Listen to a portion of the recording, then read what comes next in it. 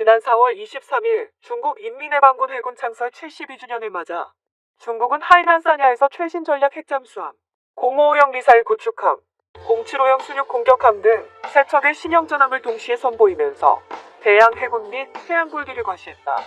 특히 이날 시진핑 주석은 워싱턴까지 타격 가능하다고 주장하는 최신 전략 핵잠수함의 잠수함 발사 탄도 미사일 슈랑 4.15 위에 서 있는 모습을 연출하면서 언제든지 미국 본토를 곧바로 타격할 수 있다는 의미를 보여주려 했었다.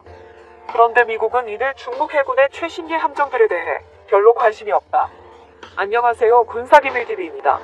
알람 설정을 하시면 영상 업로드 시 바로 시청하실 수 있습니다. 시청해주셔서 감사합니다. 055형 미사일 구축함이나 075형 수륙 공격함 등의 실체가 어떠한지를 알기에 그럴 수도 있겠지만 전략 핵잠수함의 진수에도 그렇게 큰 관심을 두지 않는다. 미국은 왜 저렇게 시큰둥한 반응을 보일까? 지난 5일 일본의 니케이 아시아는 일본 잠수함을 이용해 중국 해군을 질시시키는 미국의 눈이라는 제목의 기사를 통해 중국이 군사력을 대대적으로 강화하고 있지만 극복하기 어려운 지리적인 약점이 존재한다고 밝혀 주목을 끌었다.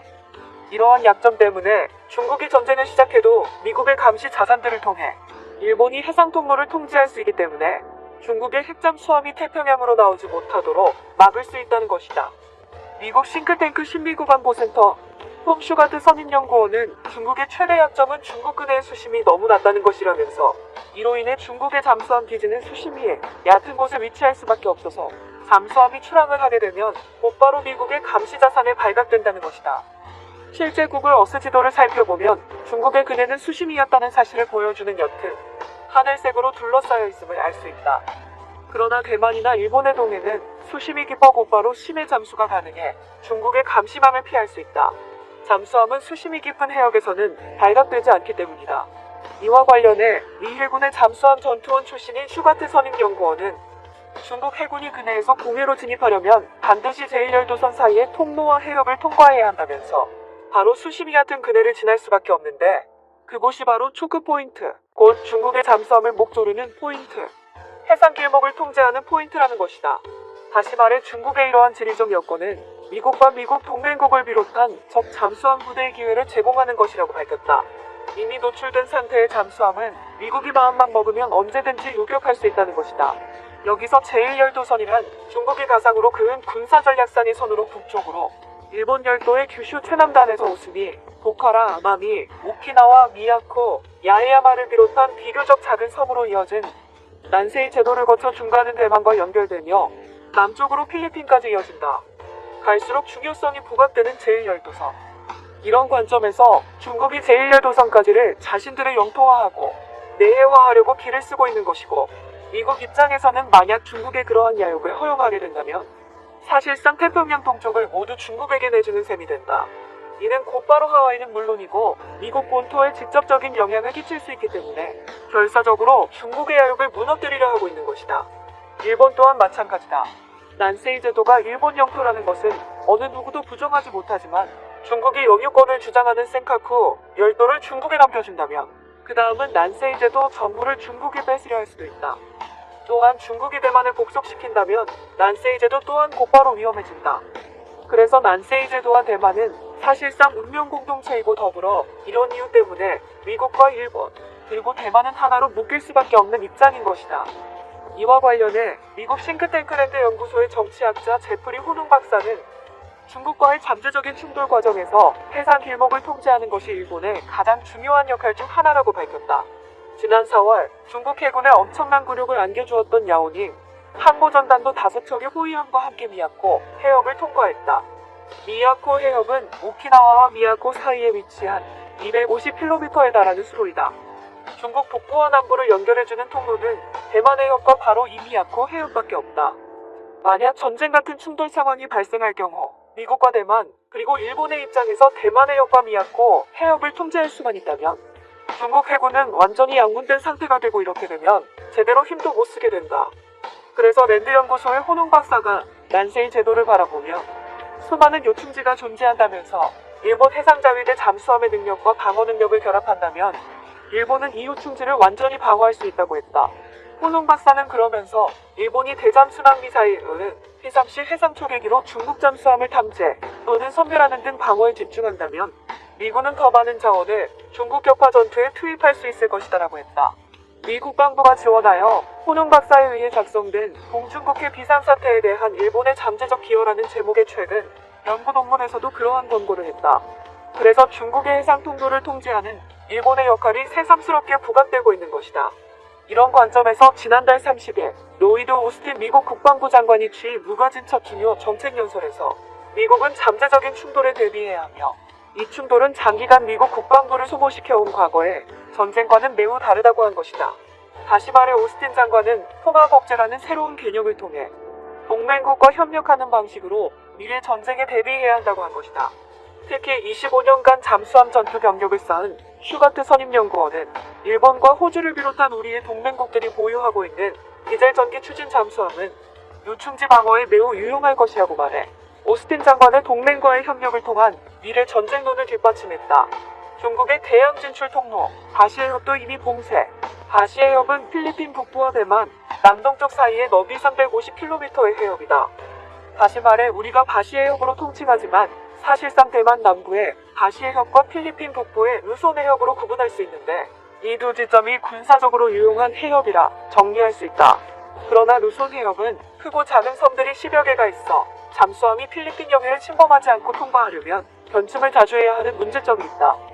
그런데 미국은 중국의 잠수함이 태평양으로 나갈 수 있는 길목을 철저하게 감시하면서 중국 잠수함을 추적하고 있다. 사실상의 봉쇄다. 중국 해군 전력이 태평양으로 진출하려면 앞서 언급했던 난세이 제도가 아니면 바시해협밖에 없다. 물론 남쪽의 인도네시아, 보르네오섬 북부와 필리핀 남부인 솔루메, 슬라위시해를 통과하여 서태평양으로 진출하는 코스가 있기는 하지만 평균 수심이 25m에 불과한 대륙붕 지역이고 민간 상선의 토빙이 아주 많은 곳이어서 잠수함 항해에 있어서는 최악의 조건을 가지고 있다. 여기에 만만치 않은 인도네시아 해군의 저지를 뚫어야만 한다. 또 하나의 코스도 있다. 말레이시아의 남부를 거쳐 태평양으로 나가는 코스이지만은 거리도 너무 멀어 현실성이 별로 없다. 결국 바시해협 통과가 중국 해군력, 특히 잠수함의 진출 통로가 될 수 있는데 우선 이 지점을 집중 감시하기 위해 미군은 베트남의 다낭과 필리핀의 비건, 그리고 대만 핑동현 남부 지역에 청음소를 설치하여 운용하고 있다. 이를 통해 1차적으로 중국 잠수함 막로 방향을 추적하고 있는 것이다. 여기에 미군은 지난해 5월 이후 빅토리우스급 해양정찰함 웨이블과 로얄함을 바시해협에 투입하여 본격적인 중국 해군 잠수함의 사냥 작전을 시작했다. 그리고 해상 초계기 P8A와 P3C가 바시해협을 거의 매일 3에서 4대씩 드나들면서 중국 해군 제2잠수함 기지에서 서태평양으로 진출하는 중국 해군 잠수함을 감시하고 있다. 도반에 든 쥐가 된 중국 잠수함들. 사실상 일본의 난세이 제도와 대만, 남부의 바시해협을 미군이 장악하고 있다는 것은 중국에게는 엄청난 좌절감을 가져다 준다. 미국 본토를 향한 직접적인 위협을 가하려면 아무래도 중국의 잠수함들이 태평양으로 나아가야만 하는데 그 길목을 미군이 완벽하게 차단하고 있기 때문이다. 이렇게 되면 자연스럽게 중국 해군 잠수함의 기동을 하지 못하도록 막으면서 유사시에 남중국해에 있는 잠수함들을 하나하나 각기 격파할 수 있게 된다. 여기에 미 해군의 막강한 수상 전투함을 이용해 바시해협을 봉쇄하고 더불어 일본 해양자위대와 합세해 미야코 해협을 중심으로 난세이 열도까지 포함해 중국의 태평양 항로를 차단하게 되면 중국 해군의 남해함대는 도관에 든 쥐가 된다. 결국 중국 해군이 천문학적인 돈을 들여 건설한 남해함대는 러시아 해군의 카스피해 전대처럼 전략적 가치를 완전히 잃게 된다. 이렇게 중국 해군의 남해함대가 발이 묶이게 되면 그동안 중국의 핵심 군사 전략이었던 접근 지역 거부도 무력화되면서 미국과 전쟁이 일어나더라도 할 수 있는 일이 아무것도 없게 된다. 그렇다면 중국이 미국을 향해 공격할 수 있는 방법은 장거리 투사 능력을 갖춘 ICBM뿐이다. 물론 경우에 따라 SLBM을 사용할 수도 있지만 이 두 무기는 잘못 사용하게 되면 국가의 존망과 직결될 수 있다는 점에서 그야말로 그 사용에 신중해야 한다. 더불어 아무리 사용해도 미국의 미사일 방어망을 뚫어야 한다는 문제도 생긴다. 결국 사실상 부동항모화한 대만을 중간 기점으로 난세이 열도와 바시해협까지 완벽하게 장악한다면 중국이 아무리 군사력을 키운다 하더라도 사실상 전쟁 능력 자체를 발휘할 수도 없는 신세로 전락하고야 만다. 그렇게 되면 남는 것은 공군력밖에 없는데 미국에 대해 중국 첨단 반도체 수출 중단 및 제재로 이 또한 벽에 부딪혔다. 지금 미국에 대해 중국 억제 전략이 바로 이러한 차원으로 바뀌고 있다는 의미다. 미국, 중국에게 묻는다. 이래도 경쟁할 것이냐? 이런 차원에서 미국은 중국에게 더 이상 세계 질서를 어지럽히지 말고 조용히 국제 질서에 순응하면서 따라 오라고 요구하고 있는 것이다. 다시 말해 덩샤오핑이 유언으로 남긴 20점 방침을 다시 지키라는 것이다. 첫째, 냉정하게 관찰할 것. 둘째, 서두르지 말 것. 셋째, 침착하게 대응할 것. 넷째, 어둠 속에서 조용히 실력을 기를 것. 다섯째, 꼭 해야 할 일이 있는 경우에만 나서서 할 것. 덩샤오핑은 이런 말도 했다. 내가 죽고 나면 100년간은 잠자코 힘을 길러라. 나는 우리나라가 조금 힘이 강해졌다고 정소리 구는 것이 가장 두렵다. 다른 나라들에게 어떠한 영향력도 끼치지 말라. 100년이다. 100년간 웅크리고 힘을 길러라. 그렇게 하면 중국은 다시 세계의 으뜸이 될 수 있을 것이다. 시진핑의 최대 과오는 바로 이러한 덩샤오핑의 유언을 지키지 않은 것이다. 그래서 지금 중국이 계속 몰락의 길로 가고 있는 것이다. 본 영상은 유튜브 채널 군사기밀TV에서 제작하였으며 도움이 되셨다면 좋아요와 구독하기를 눌러주세요. 알람 설정을 하시면 영상 업로드 시 바로 시청하실 수 있습니다. 시청해주셔서 감사합니다. 다음 영상에서 만나요.